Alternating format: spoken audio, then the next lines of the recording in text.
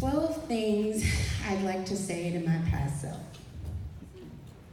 Help. Number 1, well done. You've managed to convince everyone, including yourself, that it's okay to do nothing yet complain of the outcome. So afraid to fail, you walked willingly into that jail. No bail posted, no lock, no key. See, people like you are there by choice, so a card would be totally unnecessary too. Here's to you. You finally finished your book. But look, the first draft was trash, so don't worry about trying to perfect it. Just write it. 3. Listen to me. And not the lips that speak, oh, you're still doing that whole poetry thing? Because it doesn't matter what they say, it only matters how much of it you already believe. And I know deep down you ask yourself that same question on a daily. 4. Go back to the fall of your sophomore year in high school and pick up your self-confidence. You dropped it. At the feet of the football player who called you fat, ignoring the fact that his nickname was Pork Chop. I can't make this up. And Pork Chop says, you'd be so pretty if only you didn't have that stomach. And thus began the plummet to the land of if only, where you pledged holy matrimony to forever finding a reason as to why you aren't better than you currently are. 5.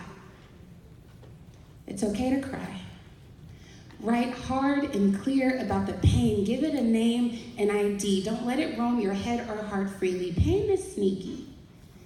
It's kind of a gentle balance, almost like tea steeping. It can make its vessel either better or bitter. It all just depends on how long you let it simmer. 6. There's room for you too. God would not have called you to writing if he hadn't already prepared a place for you. 7. As well as 8, 9, 10, and 11. I know it sounds like a lot, but I've come to a decision. If practice makes perfect, then this point bears repetition. So listen. You don't need anyone's permission.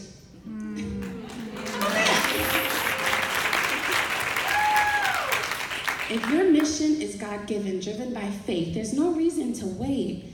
And your dream is no one else's to validate except God. So Sierra.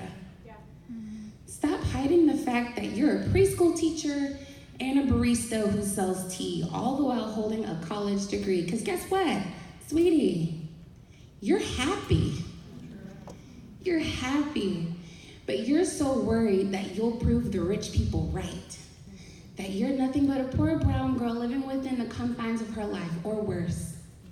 You're scared to prove your mother wrong. And that all of her money that went to Baylor was wasted all along. Sick 'em bears. You're so worried about all of that you forgot that you don't need anyone else's opinion, and what other people think about you is truly none of your business. It's another prison, as well as begging for the crowd's recognition. You don't need everyone's attention, nor their admiration. You're a writer and a poet today, with or without a standing ovation. It's irrelevant. Whether or not they clap or snap. So wait, that was 7 through 11, so let's recap. You don't need anyone's permission, opinion, or recognition. You don't need anyone's attention or admiration. I've got 1 point left, and it's the whole point of this narration. Fight. Sierra. You're still mad at the guy who called your feel it in your fingertips dream a poetry thing, yet you steady letting it slip through your fingers by procrastinating. And I know it's so hard to work towards something having no idea if it'll ever come true. And you know it too. Alas, this is what she'd say. If I received a letter from my future self today, I think she'd be brought to the brink of frustration to know that I fight against flesh and blood instead of towards total liberation. And not just for me, but for my critics at any rate. They didn't build the bars that hold me, they're just my cellmate. There because we committed the same crime of believing the lie that their opinion holds weight. To have faith in spite of the lies disguised as truth, that is the good fight. So let me ask you, if God is right,